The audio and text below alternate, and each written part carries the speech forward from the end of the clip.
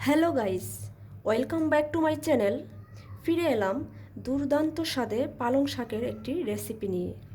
এখানে আমি এক আটি পালং শাক ভালো করে ধুয়ে কুচি করে কেটে নিয়েছি, আর নিয়েছি আলু আর পাকা টমেটো। এবার চলে যাব মূল রান্নায়। ফ্যানে আমি তেল দিয়েছি, এখন আমি আলুগুলোকে ভেজে নেব।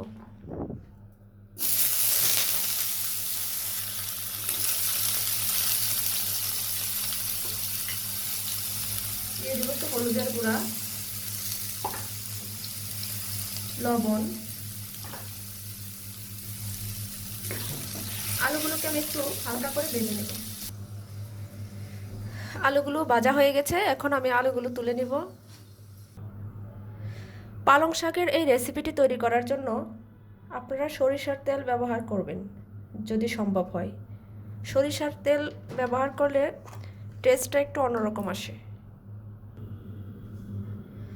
তেলে আমি দিয়ে দেব শুকনো লঙ্কা,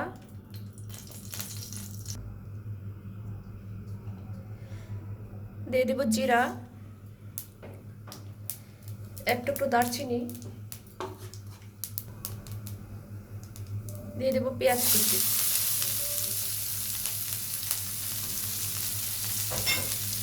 পেঁয়াজটাকে একটু ব্রাউন করে ভেজে নেব। একটু ব্রাউন হয়ে গেছে, এখন আমি দিয়ে দিব আদা, রসুন আর কাঁচা লঙ্কার পেস্ট।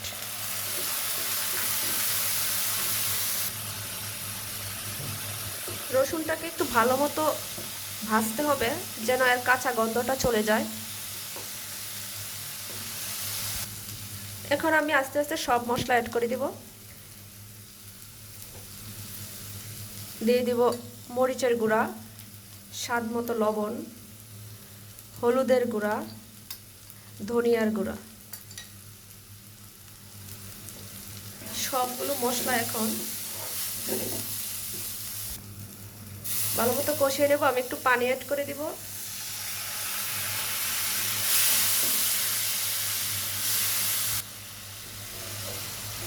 মশলাটা আমি ভালো মতো কষিয়ে নিব।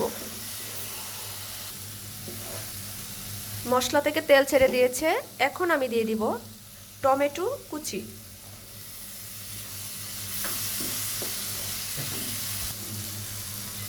আর দিয়ে দিব কেটে রাখা পালং শাক।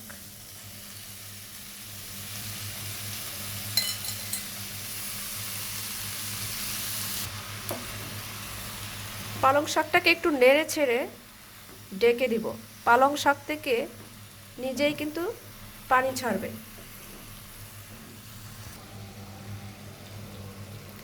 ডেকে 2 মিনিট রান্না করার পর দেখুন শাক থেকে কতটা পানি ছেড়েছে।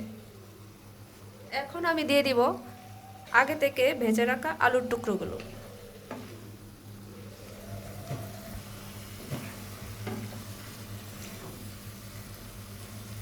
শাকটা কিন্তু আমি নেড়েচেড়ে আরও 4 থেকে 5 মিনিট রান্না করব। পালং শাকে কিন্তু প্রচুর পরিমাণে ভিটামিন এবং মিনারেল থাকে। নিয়মিত এই সুপারফুড খেলে তা ক্যান্সারের ঝুঁকি কমাতে সাহায্য করে, রক্তে শর্করার মাত্রা নিয়ন্ত্রণ করতে, শরীর স্বাস্থ্য ভালো রাখতে, ওজন কমাতে এবং সর্বোপরি রক্তের হিমোগ্লোবিনের মাত্রা বাড়িয়ে দেয়। তাহলে বুঝতেই পারছেন এই শাক কতটা উপকারী। আমার শাকটা প্রায় হয়ে গেছে, এখন আমি অল্প একটু চিনি দিয়ে শাকটাকে নামিয়ে ফেলব।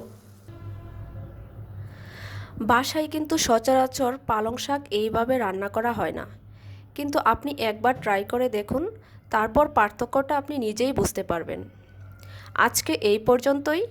রেসিপিটি ভালো লেগে থাকলে চ্যানেলটি সাবস্ক্রাইব করে পাশে থাকা বেল আইকনটি প্রেস করে দিন, আর লাইক কমেন্ট করে পাশে থাকুন। ফিরে আসবো নতুন কোনো রেসিপি নিয়ে। সেই পর্যন্ত সবাই ভালো থাকুন, সুস্থ থাকুন। ধন্যবাদ।